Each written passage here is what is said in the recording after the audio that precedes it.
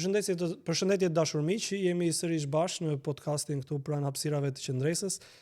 Ne shpeshherë me njëri tjetrin jemi takuar për diskutuar së bashku me personazhet tona çështje të ndryshme të cilat lidhen me aktualitetin ose me perspektiva të ndryshme të cilat ne mundohemi të fitojmë edhe të marrim nga të ftuarit. Unë kam kënaqësinë sot që në këtë bashkëbisedim të kem profesoreshën e Universitetit të Arteve Taulanda Jupin.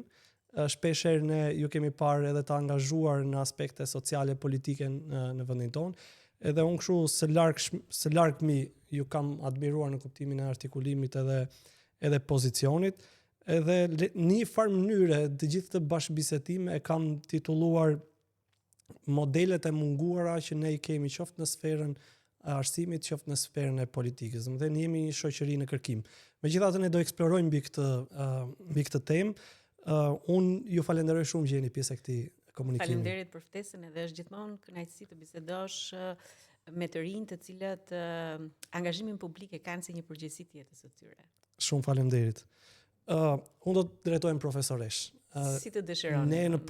Ne në ekip me qendresën jemi të fokusuar te akademia, te universiteti, te jeta akademike, edhe këto titujt akademik le themi ose e gjen shpeshherë që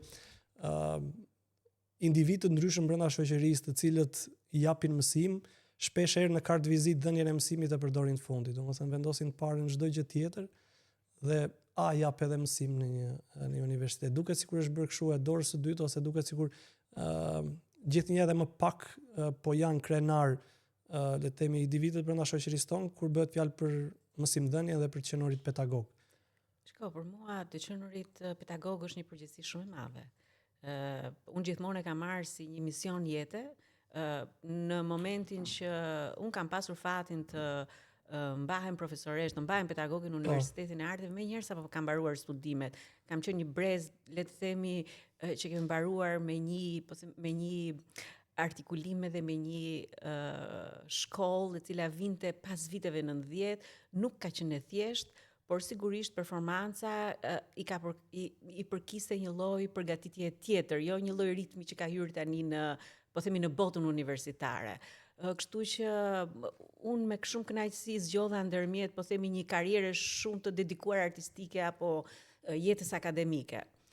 Dhe që nga i moment akademia, mësimdhënia është bërë misioni i jetës time, kështu që për të tjerët varet se çfarë kanë të parë në jetën e tyre. Mua mësimdhënia dhe sidomos mësimdhënia në Universitetin e Arteve ka qenë një mision jete, një mision që e mbaj çdo ditë me një përgjegjësi të lartë për faktin se vlerësoj shumë të gjithë ata të rinj që synojnë të dedikohen artit, sepse është një fushë vërtet e vështirë dhe me një përgjegjësi të jashtëzakonshme për kohën që të rinjt shpenzojnë dhe harxojnë në universitetin tonë. Unë do të pyes pak për të rinjt e sotëm, po do të pyes po e nis nga rinia jote. Kur ju e keni zgjedhur artin, kam përshtypjen që arti nuk garantonte diçka të sigurt, në kuptimin që ka qenë për shumë mund të ketë qenë zgjedhje, jo zgjidhje. Si shumë të tjerë. Arti në përgjithësi është zgjedhje. Ti ka të thirrjen e brendshme, secili prej nesh ka një thirrje në jetë për çfarë je lindur, dhe si lum ai që i përgjigjet asaj thirrje, sepse unë mendoj që çdo gjë që bëhet me pasion dhe me atë thirrjen që ti ndjen së brendshmi është gjëja që ti përket. Sot mendon që ke bërë gjën e duhur. Absolutisht që kam bërë gjën e duhur. Nuk përgjithsisht jam natyrë që nuk bëhem pishman për zgjedhjet që bëj, se i mendoj zgjedhjet që bëj. Mund të kisha vazhduar për përgatitjen, për themi që vija nga një shkollë e mesme e përgjithshme, me një bagazh të përgjithshëm të përgatitjes nga para universitari, me mesatare shumë të lartë, dhe flasim për mesatare 9.9 që mund të shkoje në çdo deg tjetër. Sigurisht ka pasur një lloj, po themi, jo debati, po sugjerimi nga prindrit se çfarë mund vazhdoja unë. Jo. Ata në përgjithësi kanë mbështetur gjithmonë zgjedhjet e mia, ndërkohë që unë kisha konkuruar edhe kisha zgjedhur rrugën time sepse përgjithsisht prindi e orienton fëmijën drejt një të ardhme me pak të sigurt edhe e mban në një lloj safe zone. Duke qenë prind tani vet, them ndoshta që në një moment të caktuar prindrit në këtë bashkëbisedimin prind-fëmijë mund të luajë një rol të rëndësishëm, sepse sigurisht dikush ka dëshirë të bëjë diçka, dikush ka dëshirë të bëjë diçka tjetër, por gjithmonë udhëheqësia e prindit unë mendoj që është e mirë, pavarësisht se në një moment mund duket po themi pedante, unë personalisht nuk futem tek ata prindër, po gjithsesi udhëzimet e mia për shembull e kanë bërë të njëjtën gjë si prindit e mi me mua, udhëzimet e mia ose le të themi këshillimet e mia për çfarë duhet të bëni në jetë i kam dhënë. Kanë funksionuar? Deri diku. Unë jam e shpërblyer në mënyrën se si fëmijët e mi kanë zgjedhur në jetë. Edhe si vijojnë në jetë, po. Duke të vazhduar atje ku të ndërpreva, ju po mundohet të artikuloni diçka mbi gjeneratat e sotme. Në gjithë këtë periudhë të eksperiencës suaj në akademi. Është e gjatë. Vini re lëvizje të gjeneratave apo është një mënyrë të thënë? Ne shpeshherë e gjejmë veten duke thënë si ne nuk ka pasur këta të sotshmit nuk bëjnë. Është një shprehje të cilën unë nuk e kam përdorur dhe nuk do ta përdor kurrë. Qoftë në jetën time të përditshme, qoftë në procesin tim akademik, absolutisht që po. Çdo brez ka sfidat e veta që dhe duhen kuptuar në vështirësitë që kanë. Çdo brez ka, po themi, të mirat e tij, çdo brez ka mangësitë e tij dhe këto nuk i dedikohen një brezi si për t'i identifikuar, por këto janë sfidat të cilat shoqëria ja vë atyre përpara. Dhe këtu ne kemi përgjegjësi të gjithë. Kështu që unë së pari nuk krahasoj breza, dhe e dyta është një shprehje që nuk e kam përdorur dhe nuk do ta përdor kurrë, as në jetën time profesionale, as në jetën time personale. Më bëhet qeve, për këtë unë e ndaj të njëjtën këndvështrim, megjithëse shpeshherë ne gjendemi përpara këtyre frazave të instaluara ndonjëherë. Po pra, këtë thash, unë përpiqem të jem natyrë kreative, nuk jam, domethënë natyrat që shkojnë me këto lloj shabllone nuk gjej të përbashkëta me këto lloj. Unë jam natyrë kreative, përpiqem të marr individin apo studentin që unë kam përballë dhe jam gjithmonë në një sfidë të përditshme për ta kuptuar individin student që vjen përballë me. Kjo është sfida ime, sepse puna jonë në fakt konsiston në një lloj tjetër, është shumë holistike si punë. Ne na duhet i njohim si individ në radhë të parë dhe më tej të investojmë në procesin akademik për krijimin edhe individualitetin e tyre krijues. Është një proces disi i veçantë nga universitetet e tjera, kështu që për këtë lloj arsye të qenit shabllon nuk bën pjesë në, po themi, në procesin tim akademik. A ka dy epoka për artistët? Domethënë, ne gjendemi shpesh përpara situatës ku para viteve 90, ne kemi pasur një situatë tjetër të vlerësimit të artit, të zhanreve të artit, të produkteve artistike që prodhoi. Jam sigurisht i vetëdijshëm që prodhoi për një lloj edhe për një lloj propagande apo për një lloj nevoje. Megjithatë, ka dy epoka midis asaj që ka qenë para 90-s, pas 90-s, ku artisti gjendet më i pasigurt sot, apo ka pasur një status më mirë në shoqëri në një periudhë tjetër? Vetë, po themi, ridimensionimi i shoqërisë shqiptare në sistemin politik, qoftë para viteve 90 apo pas viteve 90, ashtu si në çdo fushë tjetër, ka sjellë edhe ndryshime dhe sfida të ndryshme për artistët. Sigurisht atëherë para viteve 90 ka qenë një sistem që e trajtonte artistin pak në mënyrë më elitare, por nën të sigurisht arti ishte një mjet propagande mbi të cilin investohej pafund, po sigurisht në këtë investim kishte edhe vepra shumë të mira dhe artistë të cilët ishin shumë të mirë. Kemi një plejadë të tërë artistësh të cilët kanë lënë gjurmë në artin dhe kulturën e para viteve 90, pavarësisht që disa segmente ose një pjesë e veprave të para viteve 90 do duhen të rishikohen në një këndvështrim tjetër për t'i ruajtur ato si një pjesë e historisë së artit tonë, po padyshim duke i komentuar edhe me cilësinë e duhur që i përkisin një lloj ideologjie të caktuar, që jo gjithmonë ishin të një cilësie artistike që ja vlente ti shkonin publikut. Por pavarësisht kësaj, unë mendoj që është një periudhë që duhet vlerësuar për një plejadë artistësh shumë të mirë. Dhe kjo vinte sepse në atë investim të madh që bëhej ndaj artistëve, sigurisht kishte edhe produkte të mira. Pas viteve 90, arti u përball me sfida të jashtëzakonshme, tregu artistik tërësisht mungonte dhe vazhdon të vuaj mungesa e tregut artistik sepse varet gjithmonë nga buxhetet publike. Në 35 vite nuk janë krijuar mekanizmat e duhur që industritë kreative të kthehen në industri të cilat prodhojnë dhe kanë edhe një efekt po themi ekonomik përveç efektit social.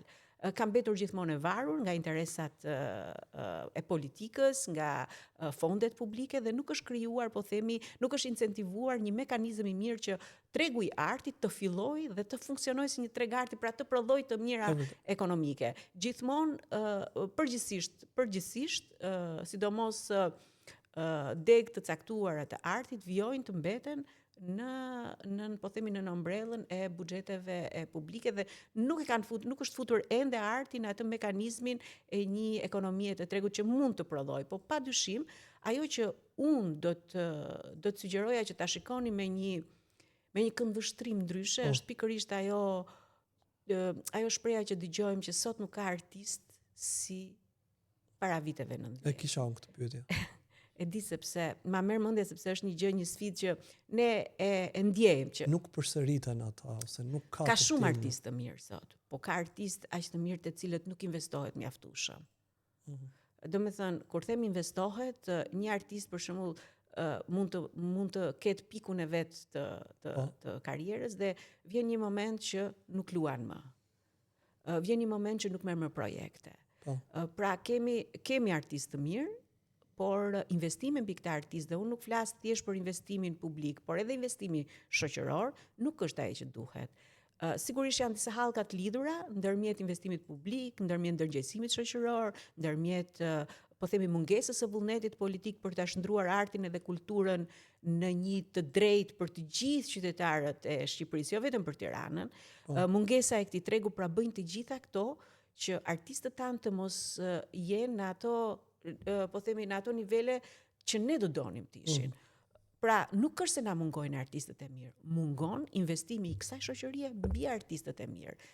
Kriteret e vlerësimit janë ato që mungojnë. Ti sot, çfarë do thotë kriter vlerësimi? Nëse ti shkon dhe shikon një shfaqje dhe nuk ke 5 kritik që shkruajnë mbi këtë shfaqje, sepse të mungon ky sistem vlerësimi pastaj. Po që të japin atmosferën e jo vetëm aq, po të shkon edhe drejt mungesës së vlerësimit dhe vlerësimi është ai që bën tregun.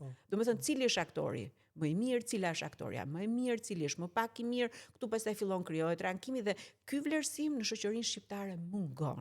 Mungon sepse ne jemi një shoqëri që përgjithsisht vuajmë nga mungesa e mendimit kritik, jo vetëm në art, po përgjithësi jemi një shoqëri që na mungon mendimi kritik dhe kjo është thelbësisht e lidhur me arsimin. Është e çuditshme sepse ne kemi prodhuar atë që ju thatë vepra shumë birë artistike në një kohë ku kritika ishte jo vetëm e munguar, po ishte edhe e dënueshme.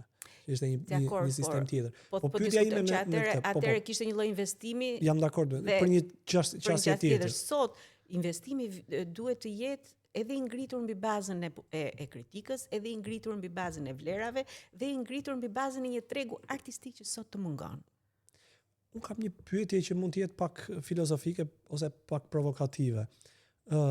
Arti në vetvete funksionon vetëm kur ka një padron që do ta përdor atë, pra nëse kishim një sistem që do duhet bënte lavazh ose duhet bënte indoktrinim ose duhet bënte dhe ka shumë në historinë botërore të artit që arti ka qenë shpeshherë shumë i fuqishëm nga ata të cilët kanë dashur ta instrumentalizojnë ose ta përdorin si armë.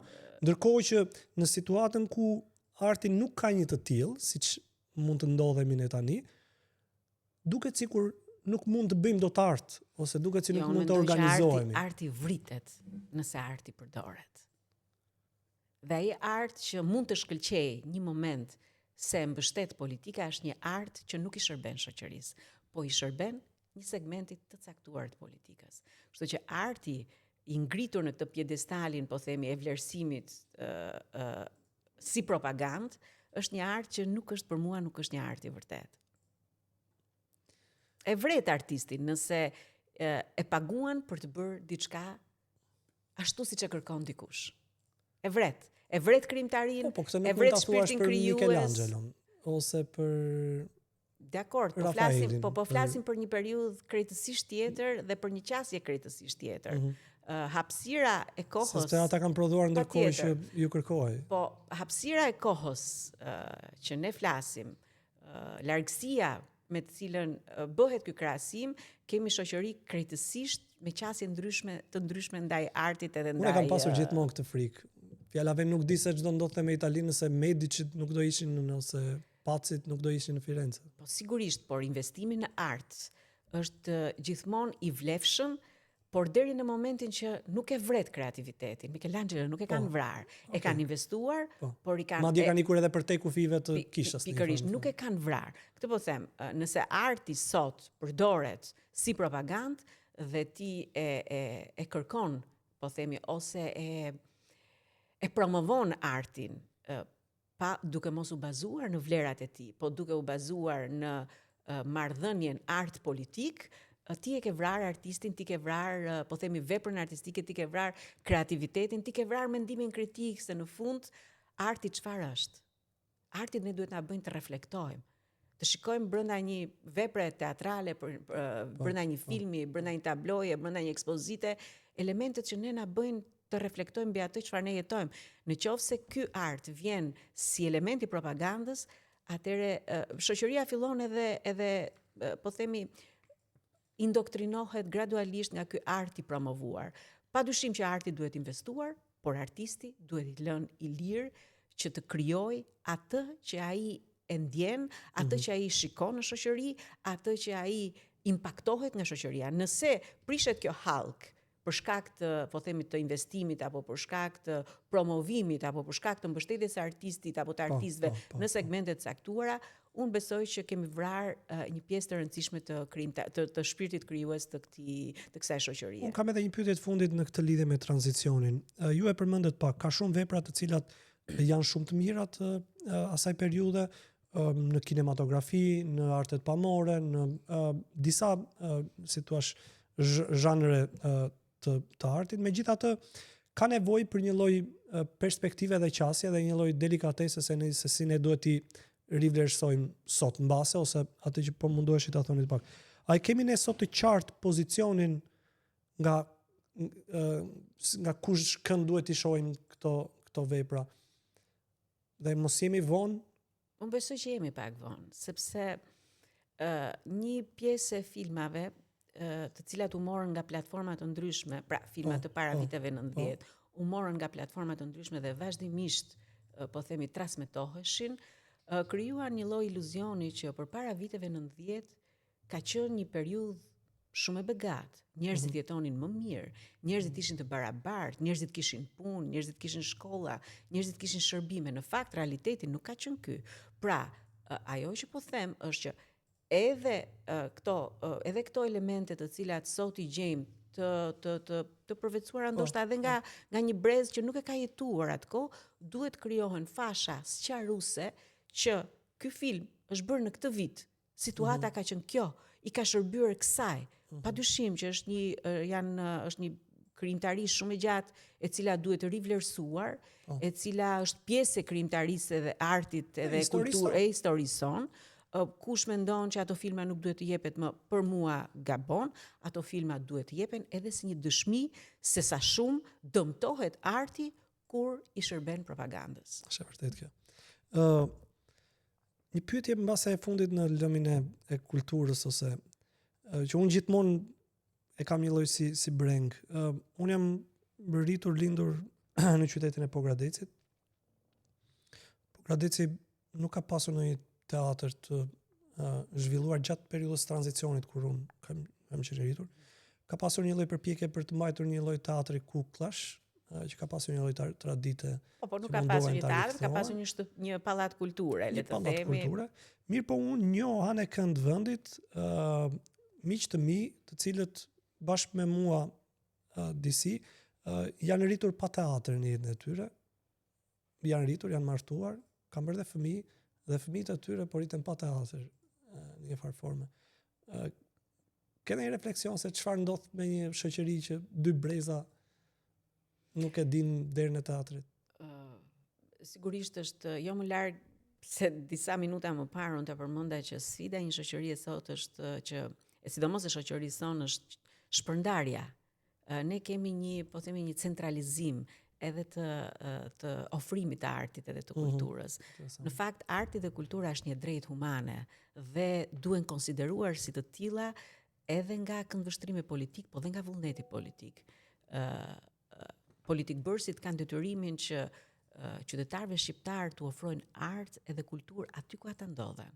Të gjithë paguajnë taksa, të gjithë kanë nevojë të shijojnë një shfaqje teatri, një koncert, një ekspozit, një galeri, një film, dhe është detyrë po themi dhe vullnet politik për t'u ofruar këtyre qytetarëve këtë gjë. Njeriu është një qenie biologjike së pari, por është edhe qenie sociale. Ashtu siç ne kemi nevojë të ushqehemi çdo ditë, ashtu kemi nevojë të ushqehemi edhe mendjen edhe shpirtin. Dhe nëse reflektojmë mbi një nga dukuritë më të dëmshme në shoqërinë tonë, për shembull dhuna që është kthyer në një mjet gati normal komunikimi, unë besoj se pikërisht ne vuajmë një lloj dhune dhe një lloj po themi dukurie të tillë pikërisht nga mungesa e ushqimit të shpirtit me art, me kulturë, me atë gjën që na bën të ndihemi sepse përmes artit edhe kulturës ne mund ta kuptojmë më mirë njëri tjetrin, ne mund ta pranojmë më mirë njëri tjetrin, ne mund të debatojmë dhe më qetë dhe më mirë me njëri tjetrin. Mungesa e këtij lloji ushqimi shpirtëror besoj që e bën shoqërinë tonë pak më të ashpër, e bën shoqërinë tonë të reflektojë më pak mbi dukuritë, e bën shoqërinë tonë të reflektojë më pak me veten dhe të jetë më shumë agresive. Është fatkeqësi e madhe nëse ka njerëz që nuk e njohin derën e teatrit, për shkaqe nga më të ndryshme, edhe për zgjedhje personale, edhe për zgjedhje personale, po dhe për realitetin ku jetojnë.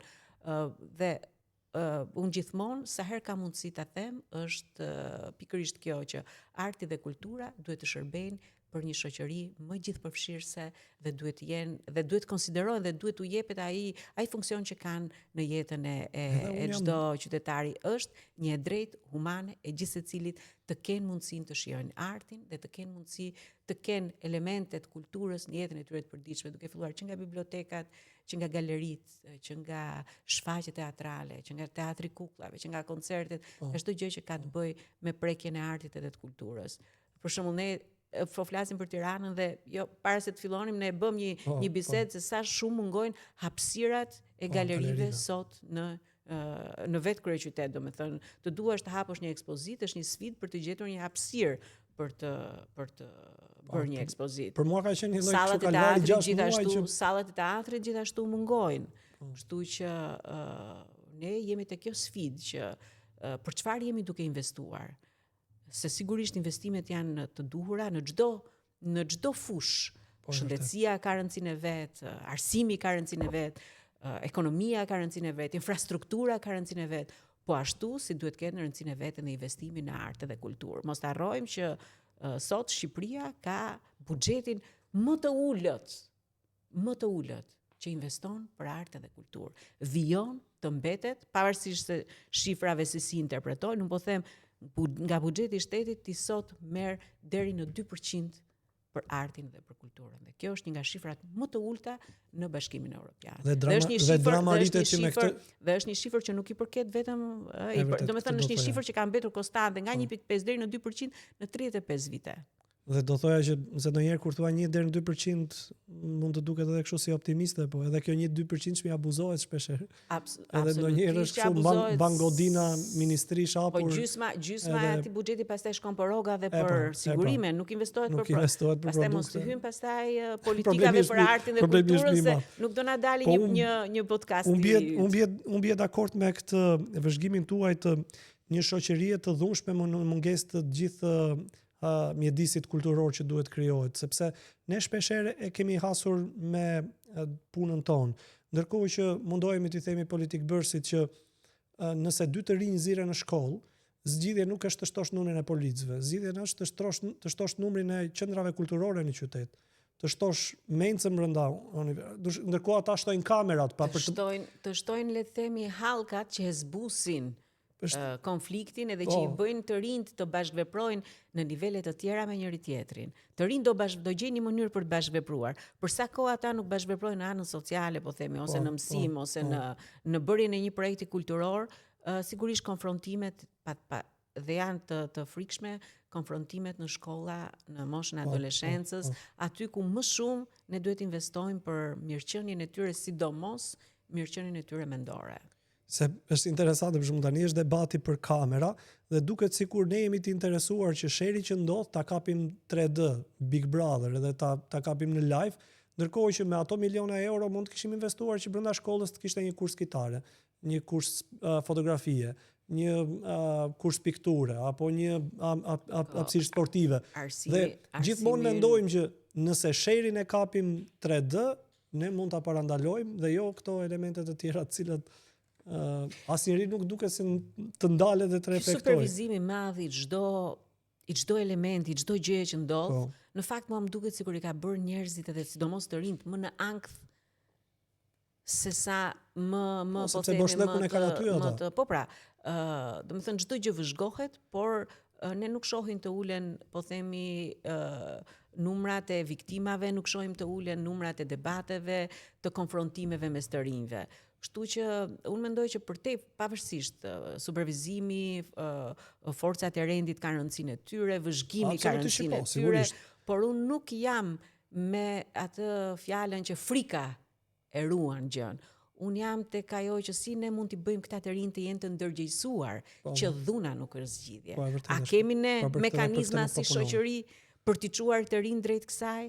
A kemi mekanizma ne në sistemin ton arsimor për t'i bërë të rinjt të komunikojnë me njëri tjetrin pa patur frikën se po më shikon kamera, se po më ulet nota në sjellje, se po më sheh polici? A kemi ne mekanizma?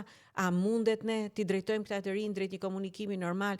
Kjo është sfida, nuk është zgjidhja vetëm po vendosim ca kamera dhe po shtojmë numrin e punonjësve të rendit e policisë aty. Padyshim që kjo edhe këto kanë vlerën e tyre, ëh? Por unë mendoj që nuk janë këto i vetmi mjet për të ndërtuar individ të një shoqërie dhe për të ndërtuar individët e ardhshëm të shoqërisë sonë. Thash, ajo që vëre me shqetësim, sidomos në sistemin parauniversitar, veçanërisht në shkollat e mesme, është një brez i cili komunikimin e dhunshëm e kanë fare normal. Ti dëgjon, po themi edhe kur eci në rrugë. Unë qëllon që eci shpesh në rrugë dhe i dëgjoj në komunikimin mes tyre dhe të vritet veshë për mënyrën se si një pjesë e tyre komunikojnë. Padyshim, nuk janë të gjithë, por sigurisht ajo pjesa që është më e dukshme. Dhe kjo dhunë e prodhuar në këtë lloj moshe sigurisht është pasojë e një gjëje që e sheh diku. Pra, e sheh në familje, e sheh në lagje, e sheh në komunitetin ku jeton dhe bëhet një hallkë e cila hallka të lidhura që ndjekin njëra tjetrën. Dhe ai modeli nuk ka ku ta marrë. Ky është problemi. Cilat janë modelet që kjo shoqëri i ofron këtyre të rinjve? Është e vërtetë.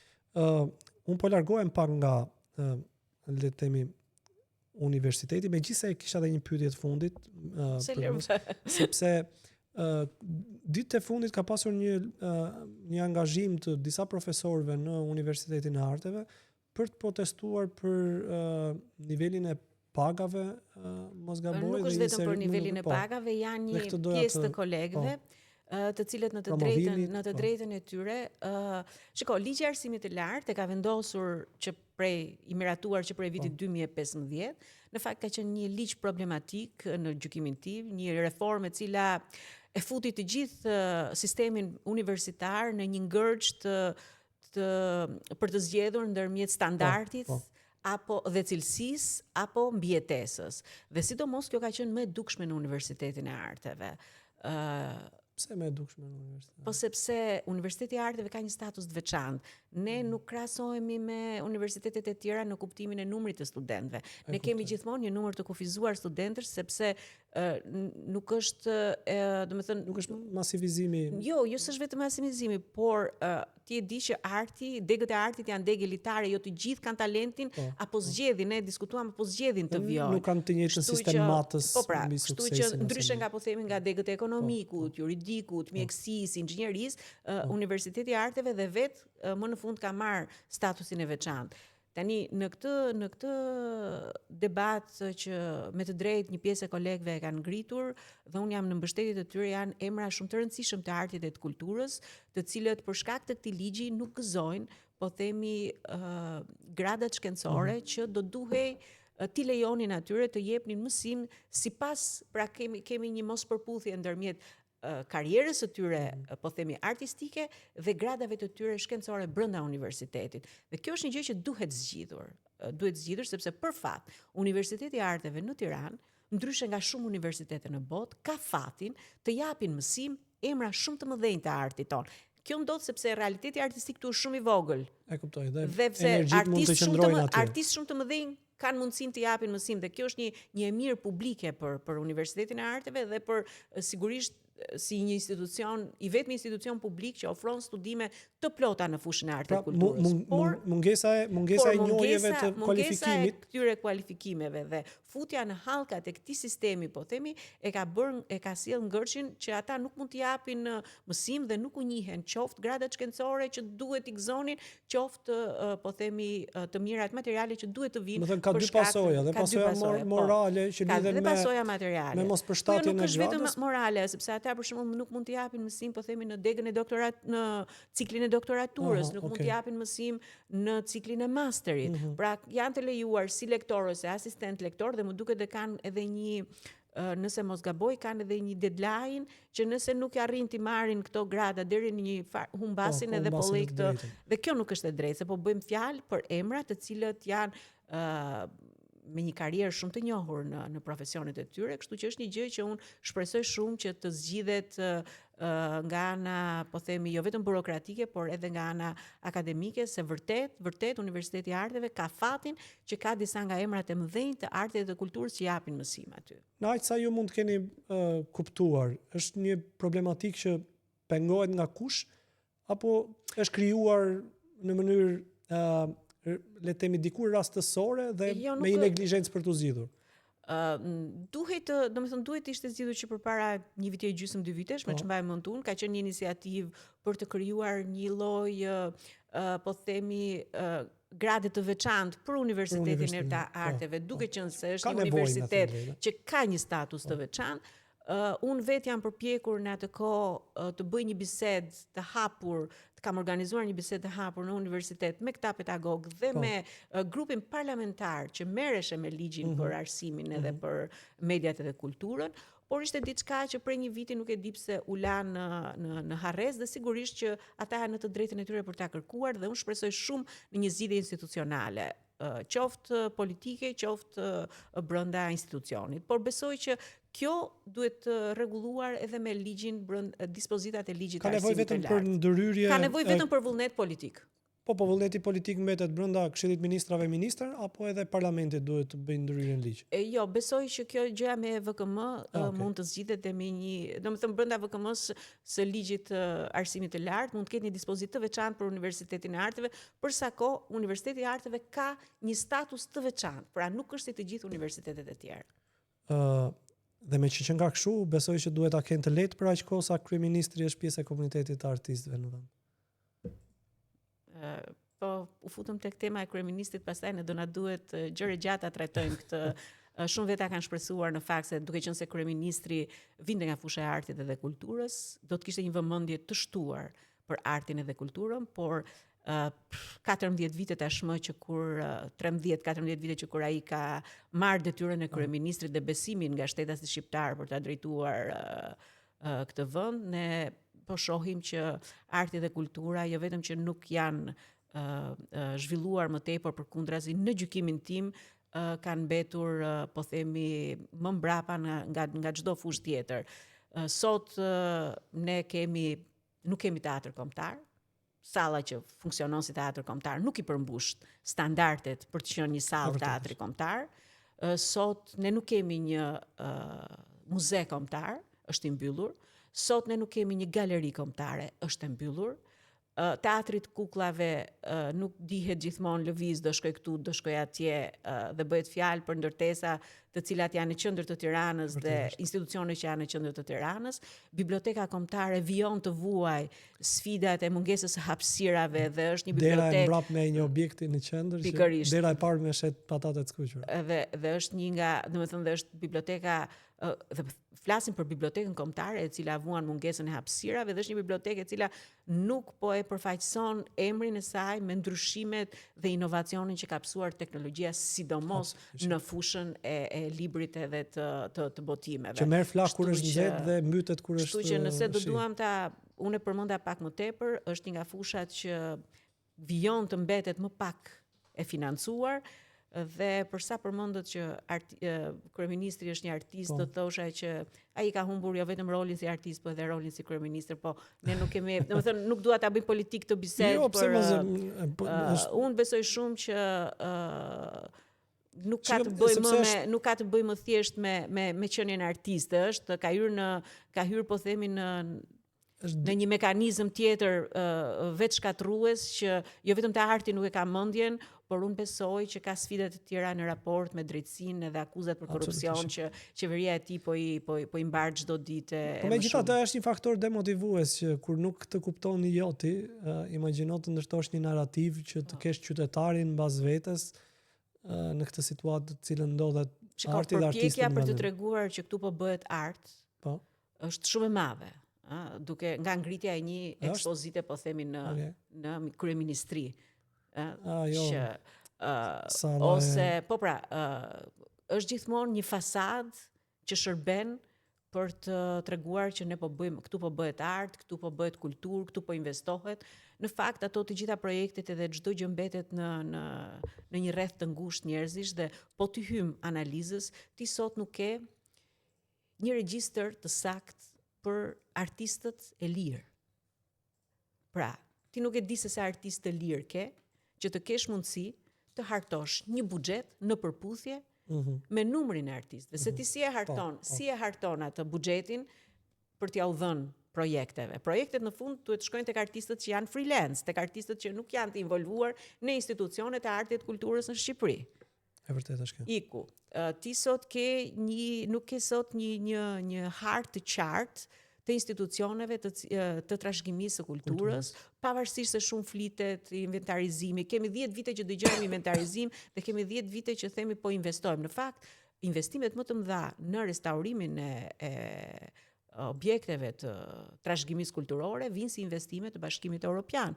Nuk vinë si kujdes i shtetit shqiptar. Kjo është më së vërtet. Kështu që po të fillojmë te kjo pastaj. Në çdo muze të vendit vesh shikon flamurin e BE-s apo një vendi partner në Europë. Është fat i madh që e kemi këtë partneritet. Është fat i madh, po është një dëshpërim se sa ne nuk e ruajmë dot gjën tonë, duhet të presim që të vijë Europa, të bëj studimin edhe të thotë duhen kaq para për të restauruar këtë, duhen kaq para për të restauruar këtë. Dhe pikërisht shpesh nëpër muze dhe të gjithë broshurat që shpjegojnë muzeun ose hartat që shpjegojnë muzeun ose librat po të shkosh në muzeun e Krujës janë të gjitha me logo të vendeve partnere të BE-s. Është një gjë shumë e mirë edhe kjo. Të cilën ne do duhet këto para do duhet që t'i shfrytëzonin për të ngritur institucione ose për të ngritur ligjvënie ose për të bërë një lloj pune pak më institucionale. Po është mjeruese për ne që ju kemi lënë atyre të kujdesen për atë që duhet kujdeseshim ne. Jo, ne ju kemi lënë. Ata na kanë ndërgjegjësuar që ju duhet kujdeseni për trashëgimin tuaj të kulturës, sepse trashëgimia e kulturës në fakt është pjesë e historisë sonë. Tregojmë se nga vim që të kemi mundësi të ruajmë po themi identitetin tonë në këtë botë kaq të lëvizshme e cila e ke shumë thjesht ta humbësh identitetin tënd, ndërkohë që Bashkimi Evropian të thotë ruaje. Por kjo është një gjë e mirë që duhet vlerësuar, por padyshim në këtë gjë të mirë, pikpyetja është në 35 vite çfarë është bërë në këtë vend për artin dhe për kulturën? Është për të vlerësuar, por edhe për të turpëruar me veten. Pikërisht, sepse një nga gjërat që unë mendoj që rruga që kemi ne drejt Bashkimit Evropian është një rrugë plot sfida. Sigurisht shqiptarët shpirtërisht kanë shkuar më përpara se po themi Shqipëria politikisht në Bashkimin Evropian.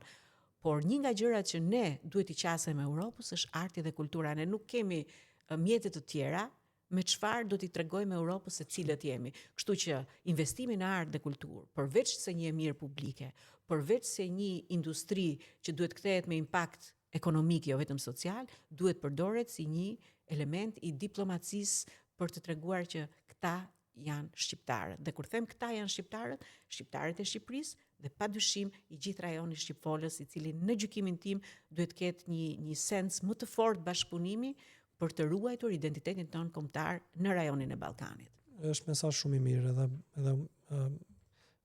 vlerësoj që do ishte me shumë impact se sa gjërat për të cilat ne kujdesemi që na shpenzojnë shumë dhe nuk janë shumë produktive. Megjithatë, unë po kaloj tek ajo që për shqiptarët përgjithsisht është sporti kombëtar, që është politika. Ju keni pasur një periudhë aktive në politik për disa vite, pranë Partisë Demokratike, aso kohë e drejtuar nga zoti Basha, e cila mas i hyri, gjithë e dim historinë e PD-s, hyri në një konflikt i cili nuk ju la shumë vend njerëzve të penës ose të mendjes. Nuk bëhet fjalë vetëm për njerëzit e penës, unë besoj që nuk la vend për njerëzit me ide progresive. E vërtet. Megjithatë ju e konsideroni veten të tërhequr nga politika sot? Jo. Unë vjoj të them mendimin tim, unë politikën e kam, nuk bëhet fjalë se politika gjithmonë konceptohet si një gjë që e bën për hir të një karriere. Unë politikën e kam përgjegjësi publike. Unë kam një karrierë të shkëlqyer në fushën time akademike. Politikën unë e kam si një përgjegjësi publike për të vjuar, për të thënë mendimin tim dhe që t'i ndërgjegjësoj njerëzit për ato që mua më duket e drejtë dhe e vërtet. Sigurisht rrugtimi im politik ka qenë një rrugtim jo normal, ka qenë një rrugtim i vështirë, por unë nuk jam penduar për asnjë çast të këtyre zgjedhjeve për shumë. Dhe do ta ribëja këtë rrugë që kam bërë me të njëjtin intensitet dhe padyshim me të njëjtën krenari. Pavarësisht po themi që shumë prej njerëzve në një moment të caktuar mendojnë që ka disa njerëz që sot janë jashtë politikës. Unë nuk jam jashtë politikës, unë jam e vëmendshme çdo ditë në politikë sepse betejë ime qytetare është me një kryeministër dhe me një qeveri të korruptuar. Padyshim, përballë këtij kryeministri dhe përballë kësaj qeverie të korruptuar, ne do na duhet kujdesemi shumë se çfarë do t'i ofrojmë shoqërisë shqiptare. Dhe ajo që sot opozita dhe ashtu quajtura Partia Demokratike i ofron shoqërisë shqiptare, është as më pak dhe as më shumë një parti politike e ka të ndisur të drejtohet nga një person i cili nuk pati, po themi, nuk qëndroi në nivelin e një burri shteti dhe të tërhiqej pas dhe talinte Partinë Demokratike të vijonte rrugën e saj, por tha Partia Demokratike është partia ime dhe është një parti që sot drejtohej nga një njeri i shpallur non grata dhe i akuzuar për korrupsion.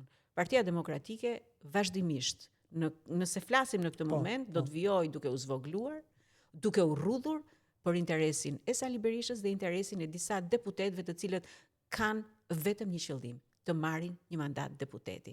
A është kjo opozita që mund të shndrohet në alternativë përballë Sali Berishës?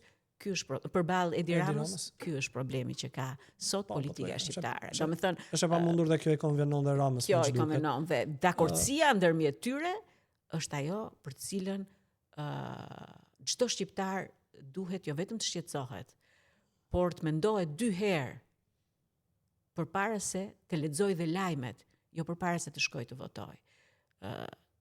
Zgjedhjet e vitit 2025, më fal se do ta prek pak edhe këtë se është një gjë që ka shënuar një rekord të rëndësishëm në historinë politike të 35 viteve, treguan një gjë të qartë, që një klasë e vjetër politike, e përfaqësuar nga Edi Rama dhe Sali Berisha, kanë mbyllur çdo mundësi për njerëz, për një leadership të ri, për njerëz të rinj që të vinë dhe të hyjnë në politikë si përfaqësues të qytetarëve. Unë vetë kam garuar në zgjedhjet e shkuara, jam krenare për çdo gjë që kam bërë në atë fushat, ashtu siç jam një dëshmi se përtej vlerave qytetare, ti ke një sistem të mbyllur që nuk e lejon qytetarin të votojë. Ke një sistem të kapur zgjedhor, ke një sistem që kontrollohet në çdo qelizë nga 2 individ, Edi Rama dhe Sali Berisha. E ndaj edhe unë këtë qëndrim me ju, megjithatë ju e përmendët pak që edhe nëse ktheheshi do e bënit sërish, domethënë kalvarin midis të cilët ju e përmendët ishte jo i lehtë, shpeshherë i vështirë. Megjithatë unë kisha një pyetje. Mendoni që keni bërë maksimumin në atë periudhë kohë, pra kur e shikoni le të themi ka pasur një moment kritik të betejës SPD-s midis Berishës edhe le të themi asaj pjese të PD-s që ishte kundër Berishës. Sot që e mendon që është bërë gjithçka mirë për të... E ke në rafshin personal apo në rafshin politik? Edhe personal edhe besoj politik. që... Do të thënë, ke pasur në karikator që ke thënë ndonjëri intelektuali triqet në një moment caktuar kur hapësira bëhet shumë stadium, përgjithsisht është në vesin e intelektualit që të marrë një pozicion më të mëndafsht, thoshte Ali Aslani. Unë nuk bëj pjesë të këta njerëz. Për te faktit të qenit po themi një njeri që vjen nga një fush e butë, siç është arti dhe kultura, unë vetë nga si karakter jam natyrë luftarake. Dhe më kujtohet që kam qenë nga njerëzit e parë që kam mbajtur një qëndrim të qartë se çfarë duhet bënte Partia Demokratike. Dhe duhet ketë qenë diku fundi shtatorit ose fillimi tetorit të vitit 2021. Dhe sigurisht ka qenë një rrugtim shumë i vështirë. Nuk kam lënë për te faktit të po themi të përballjes me vete, duhet ta bëj unë këtë betejë, a është kjo beteja ime? E thash edhe më përpara, kam ndjerë si përgjegjësi që ndoshta njerëz të qartë, siç e ndjej unë veten, dhe me një artikulim të fortë publik duhet ta thoshin fjalën e tyre për të ndërgjegjësuar jo vetëm çfarë ndodhte brenda Partisë Demokratike, por për të ndërgjegjësuar edhe qytetarët. Unë nuk jam dakord me disa artikulime, po themi kështu të pekulta, që edhe sot e kësaj dite i dëgjojmë që çështjet e Partisë Demokratike duhet të mbeten dhe të diskutohen brenda Partisë Demokratike. Partia Demokratike nuk është një entitet i mbyllur që i përket një numri të caktuar njerëzish. Partia Demokratike është ngritur si një shpresë për liri dhe është themeluar si një shpresë e një kombi që ndërronte një ndryshim të jashtëzakonshëm. Dhe është pronë e shoqërisë shqiptare.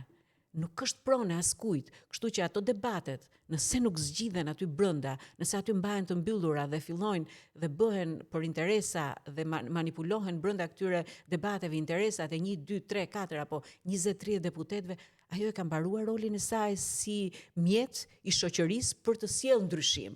Kështu që unë kam në rafshin personal nuk kam asnjë lloj pendese apo nuk mendoj që mund të kisha bërë më shumë. Kam bërë çdo gjë që të ndërgjegjësoja qytetarët, të ndërgjegjësoja, të bisedoja me anëtarët e Partisë Demokratike, të mbaja retorikën publike kur të gjithë fshiheshin se thoshin ka ikur Basha, çfarë do bëjmë ne? Basha ishte një faktor, deputetët ishin një faktor tjetër, antarësia ishte një faktor tjetër, antarët e kryesisë ishin një faktor tjetër, ne që kishim ardhur rishtazi në PD ishim një faktor tjetër. Unë aty kam qenë, po themi, gjatë gjithë kohës që PD-ja është themeluar, por hapësira që ajo parti lë për zërat ndryshe, për zërat që mendojnë ndryshe, për zërat që kanë një vizion ndryshe për zhvillimin e asaj partie, kanë qenë gjithmonë më të pakta. Hapja e Partisë Demokratike, unë besoj edhe sot që artikulojnë, është një iluzion i madh. Nuk lën ata të hapet njeri. Absolutisht është iluzion. Ata do hapen dhe deri tek ai rrethi që nuk u pengon, po themi, dhe nuk u kërcënon pozicionet atyre që janë sot në krahas e Berishës apo deputet. Se kjo ishte nga pyetjet e mia të radhës. Hapja në Partinë Demokratike është një iluzion i madh.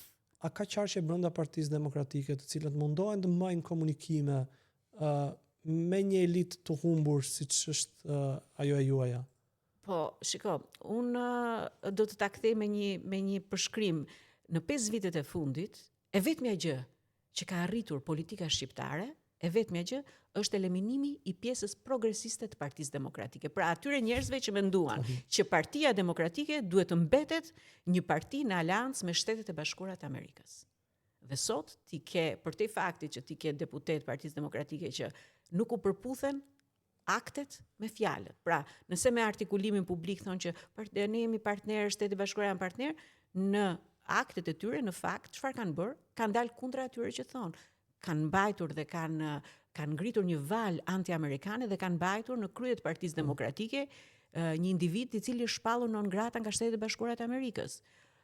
Sigurisht që këto kanë qenë 5 vite shumë të vështirë, 6 vite shumë të vështirë, por nëse këto 6 vite kanë shërbyer vetëm për ta larguar nga skena politike këtë pjesë progresiste të Partisë Demokratike, unë besoj që kanë arritur vetëm një gjë, të japin mandatin e 4 Edi Ramës. Në mos, po përgatitet një tjetër humbje për vitin 2027 dhe një tjetër humbje në vitin 2029. Askush nuk po flet sot dhe ne, domethënë dhe unë juftoj ta artikuloni ndoshta edhe në këtë bisedë nëse kemi kohë, ose në biseda të tjera, çfarë do ndodhi me ta ashtu quajturin propozim të kryeministrit për referendum. Pse pikërisht tani? Pse pikërisht kur ai ka 83 mandate? Çfarë do të legjitimoj kryeministri? E keni një ide ju? E kam. Cila është? Shiko, referendumi në vetvete është një akt i pastër i ushtrimit të demokracisë nga qytetarët. Por në kushtet kur ti ke një majorancë e cila kontrollon çdo segment të procesit zgjedhor, referendumi do të jetë një akt zgjedhor i kontrolluar krejtësisht. Duke qenë se sot mbas 10 vitesh të implementimit të reformës së drejtësisë, e cila ka kaluar në sfida dhe vazhdon të kalojë në sfida të jashtëzakonshme, ti ke një përballë Shtetet e Bashkuara të Amerikës dhe Bashkimin Evropian që janë bërë blok për të mos ndryshuar ligjet apo për të mos e prekur reformën, për të mos e cërnuar reformën në drejtësi. Atëherë kryeministri ka nxjerr nga sirtarët e po themi atyre që ja ideojnë të gjithë këtë strategji, ka nxjerr referendumin. I fton shqiptarët në referendum për të bërë ndryshimet kushtetuese. Në këtë mënyrë shpëton në thojza edhe opozitën që nuk do duket bashkëpunuese për t'i dhënë votat në parlament. Thot kështu e do populli dhe i thret populli në referendum me pretekstin le ta themi për të ulur numrin e deputetëve, se nuk i duhen Shqipërisë kaq shumë deputet, por në të vërtetë ai do të krijojë, po themi, mekanizma mbrojtës për dy dhomat e Senatit, për dy dhomat e Kuvendit, duke krijuar një vend të veçantë për disa po themi deputet që do t'i quaj senator, dhe këta do të kenë në bindjen time mbrojtje nga drejtësia. Dhe të gjithë këtë do ta paketoj me fakt me referendumin dhe do të thotë që e zgjodhi populli. Dhe përveç kësaj, ajo që unë parashikoj është dhe ndryshime të tjera kushtetuese të gjithë institucioneve, do të riformatoj institucionin e kryeministrit, do ta bëj me më pak kompetenca, do të rrisë kompetencat e presidentit, duke synuar vetë të shkojë drejt presidencës dhe duke zgjedhur një kryeministër, po themi më të dobët, i cili do të jetë nën pushtetin e tij. Modeli Erdoganit, po thonë? Nuk di ta them nëse do jetë modeli Erdoganit, po unë këtë parashikoj në këtë lloj strategjie. Që e kalon nga parlamentare në presidenciale gradualisht, nuk do ta kaloj në presidenciale me njëherë, por ai do të shkojë drejt presidencës për të thënë që unë nuk po zgjidhem më kryeministër. Unë tani qeveria ka një kryeministër tjetër, PS-ja ka ofruar një kryeministër tjetër, por ai do të ndryshojë në gjykimin tim arkitekturën shtetërore përmes referendumit. Ai nuk po kërkon më shumë pushtet politik, ai po kërkon legjitimitet për të gjitha këto gjëra që do bëjë. Edhe ne kemi ngritur një seri red flag-sh ose flamuj të kuq për çështjen e referendumit, edhe bën sens e gjithë ajo që ju artikuloni, duke bërë këtë shmange edhe në një farë mënyrë kritikën që mund të vinë nga institucionet ndërkombëtare, pasi kushdo guxonte të kritikonte një vendimarrje të popullit në referendum, kështu që është me shumë duhet ndjekur me shumë interes edhe me shumë kujdes nga grupet shoqërore ky elementi i referendumit që gjithmonë është kërkuar nga qytetarët si një element që shmang partitë dhe qytetarët vendosin vetë, po mënyra si është dizenjuar është që ti sërish ke nevojë për partinë për të bërë një referendum, sepse për të ndryshuar kushtetutën duhet 2/3 e parlamentit që ta miratojë një herë, dhe për ligje të thjeshta, edhe nëse bën referendum, fuqia është këshilluese. Nuk është duket kështu sikur bën një sondazh kombëtar me paratë e qytetarëve për të ka 3 lloje referendumesh në fakt dhe jam përpjekur t'i dëgjoj, por unë besoj që do të jetë një referendum me për ndryshimet kushtetuese. Duhet parë, ishte interesante kjo e presidentit, nuk e kisha menduar që kryeministri e ka në plan presidencën. Duhet menduar tani kur ke një, le të themi, një kundërshtar të tillë përballë, duhet të bëhemi larg pamës për të parë ose për ta analizuar çfarë është duke menduar ai. Edi Rama ka arritur në një moment të tillë të karrierës së tij që për fat keq nuk e lëshon më pushtetin. Edhe të gjithë, po themi, treguesit e tjerë të opozitës të lënë ta mendosh për fat keq flukset opozitare sot janë më të përçara se kurrë, nuk e gjejnë dot gjuhën e përbashkët me njëri tjetrin, edhe në zgjedhjet e 2025-s, pavarësisht se unë jam përpjekur jashtëzakonisht shumë t'i bëj bashkë një flukset opozitare përtesa Ali Berishës për të ndërtuar një pol të tretë, nuk e kaluan dot egon e tyre, po themi partjake, partjake dhe domethënë vijojmë të mbetemi te ky opozitarizmi i partive të vogla apo i partisë një njeri prapë me modelin e të vjetër. Prapë me modelin që kjo bën, pra për te Edi Ramës ne nuk kemi një opozitë që tjetë e bashkuar në konceptin e vërtetë një opozite. Opozita sot duket sikur e ka humbur rolin e vet kushtetues. Opozita është kthyer aty si le të themi si një ekzistencë si diçka që vërteton ka opozitë. Po ka opozitë. Domethënë e ka humbur në gjykimin tim e ka humbur rolin e vet. Nuk prodhon asgjë. Kundërshton çdo ditë dhe nuk prodhon asgjë. A ka shpresë? Është një pyetje shumë e vështirë që ma bën. Unë jam një njeri që shpresën e kam, domethënë jam një njeri pozitiv nga natyra, dua të mendoj që gjithmonë do të gjendet një dritë, gjendet një zgjidhje. Dyshimi im, frika ime e madhe është që kjo pranverë do të shënojë një hap të rëndësishëm drejt negativitetit për Partinë Demokratike nëse Sali Berisha rizgjidhet kryetari i kësaj partie. Me rizgjedhjen e tij në krye të kësaj partie, njerëzit e mençur të këtij vendi, çdo qytetar, çdo njeri që i thot vetes në opozitë me Edi Ramën, duhet mendoj për zgjidhje të tjera që të bëjnë të pamundurën për të ndaluar jo Partinë Socialiste si koncept për të mos fituar, po për të ndaluar Edi Ramën drejt një mandati të pestë. Do të ishte fatale për Shqipërinë nëse ndryshimet kushtetuese do të çimentonin një lloj pushteti të tillë në duart e një individi. Jam dakord me ju. Edhe duket sikur shpresa është më shumë emocionale se racionale në këtë. E vërtetë është, po në kushte të tilla edhe idealizmi është një gjë që vlen, që është një shpresë më vete.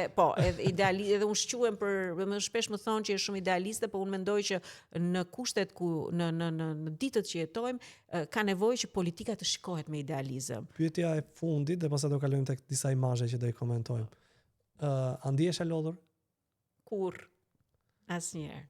Unë në fakt do prisja për shkallën e lodhjes, se nuk besoj që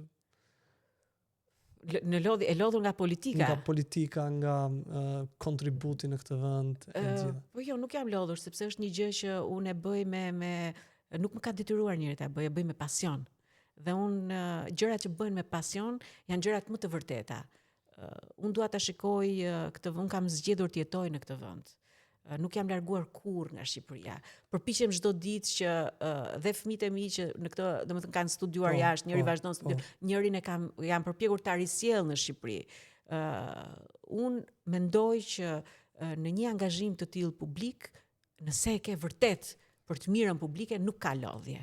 Ka momente kur ti ndalesh, ka momente kur ti reflekton, ka momente kur ti bisedon me veten për çka po bën mirë, për çka po bën gabim, për çfarë duhet bërtasësh më fort, për çfarë duhet jesh më e qëndrueshme, por padyshim që lodhje nuk ka. Ndryshe, nuk do të ishim në të vërtet në këtë që po bëjmë dhe nuk do të isha unë kjo që jam. Kështu jam një njeri energjik, një njeri që ndoshta nuk di të lodhet sepse i bëj gjërat me pasion. Nuk bëj asgjë që nuk e bëj me dëshirë. Shiko, pasioni ka një hile brenda që ti lodhesh po thjesht nuk e kupton, edhe vjen një moment që pasionantët thjesht kur djegin motor e kuptojnë që unë besoj që jam shumë larg djegjes. U bëkoj që s'po e kuptoni që ishin lodhur. Megjithatë, edhe unë mendoj që kesh më e mira për të kontribuar për vendin. Unë besoj që ajo që kam bërë dhe që do të vijoj të bëj është gjëja që kam zgjedhur me dëshirë të jap kontributin tim për shoqërinë, për çdo njeri që mendon si unë ose që gjykimet ose mendimet e mia i shikon të drejta, se e vërteta padyshim që është relative. Ato që mua më duket vërteta, dikujt tjetri nuk i duket vërteta, por në fund secili duhet bëj ato që beson. Dhe unë e thash dhe përsëris, kanë qenë vite të vështira, po unë nuk do t'i hiqja asnjë sekond zgjedhjeve që kam bërë dhe do t'i ribëja sërish me të njëjtin pasion, me të njëjtin energji, pavarësisht le të themi gurve që kemi ngrënë në kurriz. Unë kam një shprehje shumë të diku, domethënë një shprehje që e kam përdorur në një moment në një takim me gratë. Në këtë vend fatkeqësisht gurët janë dhe literale dhe figurative. Ka problem. Unë them ato gurët që në na hedhin, unë përpiqem të shtroj rrugën që kam përpara. Kështu që më pëlqen ta përdor këtë figuracionin e letërsisë, kështu që vjojmë në të njëjtin impenjim, vjojmë në të njëjtin, pavarësisht se ka momente që zhvëzhgojmë, është një moment për të krijosh në fatkeqësi domethënë. Padyshim. Ky është imazhi i parë, të cilën do doja të merrja një koment si Tirana. Tirana nuk është më qyteti ku unë jam rritur, por padyshim Tirana do zhvilloj për te asaj nostalgjie që ne ndjejmë për të.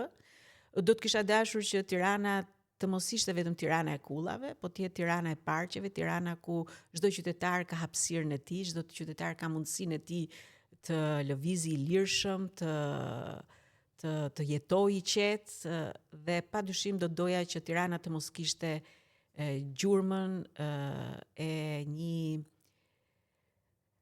arkitekture të tillë që Edi Rama ka dashur të mbivendos mbi Tiranë. Do të largohet, ka nevojë të largohet me idenë që Tiranën e bëra si desha unë. Edhe ja ka dalë, po nuk e me i fatkeqësi për ne nga mbrapa. Për fat keq.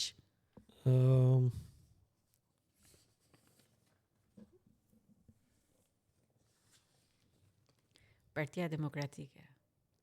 Ndërtesa e Partisë Demokratike. Më vjen keq që e shoh Partinë Demokratike të rrudhur edhe të mpirë në këtë moment. Më vjen keq që e shoh në kurthin e interesave private të Sali Berishës edhe të një numri të vogël njerëzish, të cilët kanë interesin vetëm të zgjidhen deputet. Fatkeqësi e madhe që nuk bëjnë dot gjë tjetër veç të qenit deputet. Dhe me shumë mundësi do jem për aq kohë sa ka vetëm atë. Dhe më shumë se objekti para, domethënë nuk është i rëndësishëm objekti si objekt në këtë rast, po çfarë përfaqëson, më shumë keq më vjen për ata demokratë të cilët për vite të tëra kanë kontribuar betejë pas beteje, fushat pas fushate, zgjedhje pas zgjedhjesh, edhe sot e gjejnë veten në mes të rrugës, e në fakt shumica prej tyre e gjejnë veten edhe jashtë Partisë Demokratike. Dhe shumë jashtë vendit. Edhe jashtë vendit, për fat keq.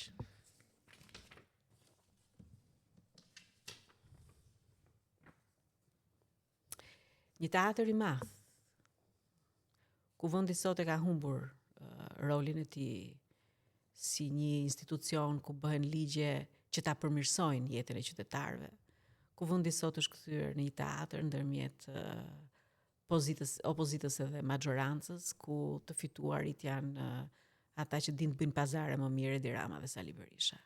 Është vetëm një show, asgjë më tepër. Është e vërtetë, ata gjithmonë kanë dalë të na vënë në skenë konfliktin, por prapa skenë pazaret.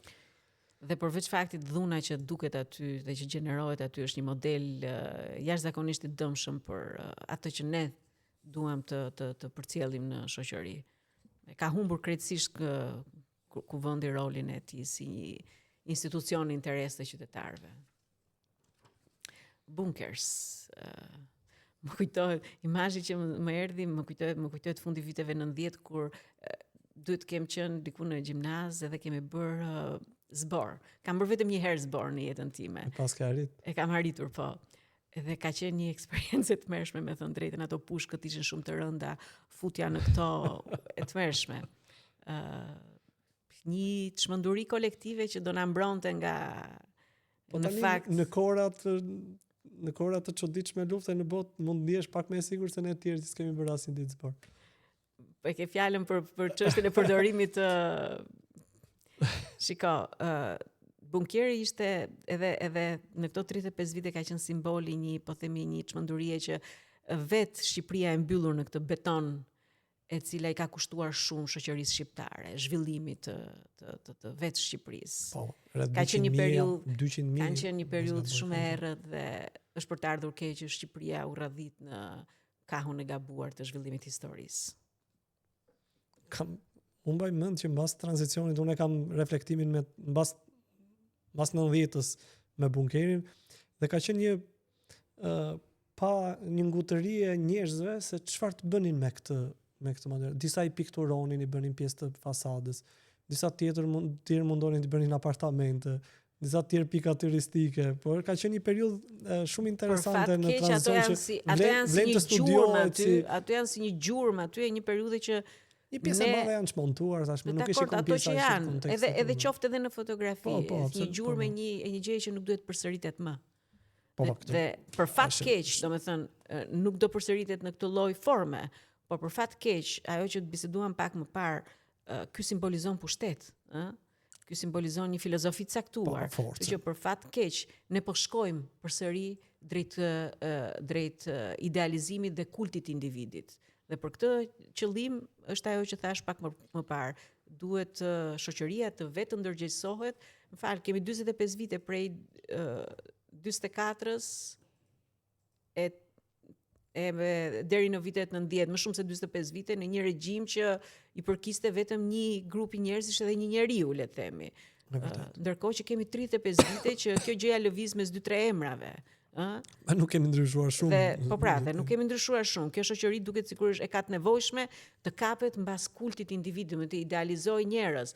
E kemi të pamundur të prodhojmë, po themi, njerëz të rinj, të cilët nuk ka nevojë të jenë aq të shkëlqyer në dukje, aq të mëdhenj në dukje, aq të fortë në dukje, por kemi nevojë të kemi njerëz që e drejtojnë këtë vend. Është e vërtetë.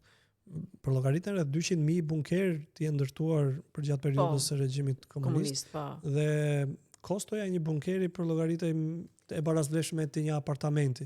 Do thonë një kom që ishte kështu pa shtëpi, pikërisht pra, se mënyra se çfarë zgjedh ti, ku zgjedh ti të investosh, në vend të investojnë në të mira publike dhe për të rritur për të rritur nivelin e jetesës, standardin e jetesës, investon në elemente të tillë mbrojtje, të sigurisë, të cilët në fakt krijonin vetëm iluzionin, se e vërtetë është.